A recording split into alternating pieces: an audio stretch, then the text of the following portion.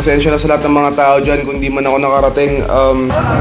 Pumunta ako ng press conference, tapos wala ka. That's real.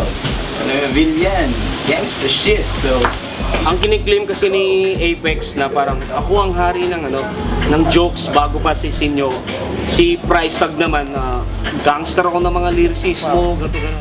Mabuhay ang hip-hop, mamamatay si Apex sa May 14.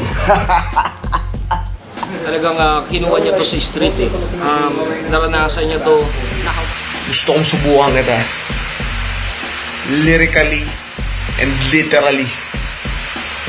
May 14, sunugan. Paano yun? Tsaka gusto mo sa sunugan. Kasi doon, promo. Walang judge. Yun.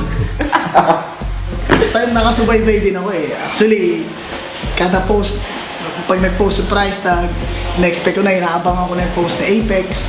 lalo na may beef sila online na talaga sinusubaybayan ng mga fans, mga supporters, magiging mainit na laban yan. Kung ayaw mo, puta edi wow. Yung kumbaga parang sa sindak, tatakutin niya sa sindak. Tira-tira sa video, wag ganon. May araw na ako sa'yo dadalaw. At pag inabutan kita, baka di ka nasikatan ng araw.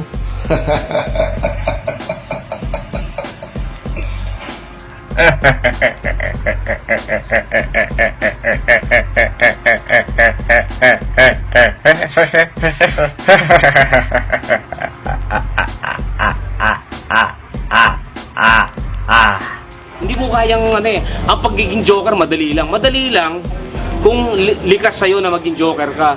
Tapos yung ilaw namatay. Kailangan maraming bodyguard siguro dun sa battle na yun. Because kung wala pang sumasapak dito sa Pilipinas, baka pwede si Price talagang unang makasapak dito. So, Kumbaga sa suntukan, wala nang kamao, papariling ka agad eh. Si Apex naman, bago ka patay, paglalaruin ka muna eh, parang ganun eh.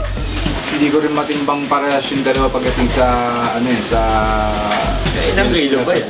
Ilang kilo ba yan? nila sa battling. Sa tingin ko talaga magiging napakaklasik na Yung battle maganda, but ako yung bird ako kasi nga baka magsuntukan yung dalawang yan eh.